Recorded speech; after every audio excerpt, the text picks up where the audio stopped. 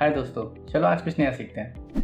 यार दोस्तों, आपको पता ही है कोई भी फ़ोन परफेक्ट नहीं होता, एक आईफोन भी नहीं, एक्सेप्ट नोकिया 1100, वो तो सबसे ऑसम फ़ोन है। एंड ऐसा कोई फ़ोन नहीं है जो कभी हैंग ना हो, राइट? अगर हैंग होता है तो क्या करोगे आप कहोगे कि अच्छा चलो फ़ोन को शट डाउन कर देता हूँ या रिस्टार्ट कर देता हूँ। एंड शट डाउन करना आईफोन को बहुत ही सिंपल है, राइट? आप क्या करते हो, लेफ्ट वॉल्यूम प्रेस करते हो एंड देन यहाँ पावर बटन प्रेस करते हो साथ में, एंड इसको होल्ड करके रखते हो। एंड यहाँ पे पावर ऑफ करने के लिए आपको क्या करना पड़ता है, यहाँ पे आपको ऑप्शन के लिए आता है स्लाइड टू पावर ऑफ, ठीक है? एंड इसके थ्रू आप अपना फ़ोन पावर ऑफ कर सकते हो।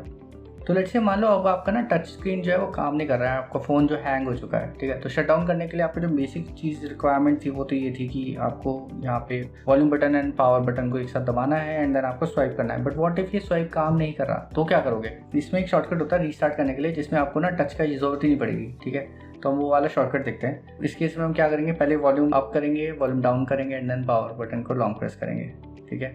अभी आपके पास ये मेन्यू आ गई, बट आपको कुछ करने की जरूरत नहीं है, इसको लॉन्ग प्रेस ही करके रखो, SOS वाला ऑप्शन इसमें नहीं आएगा। तो आप देख सकते हैं हमारा आईफोन जो है वो रीस्टार्ट हो गया without the need to actually use touch screen.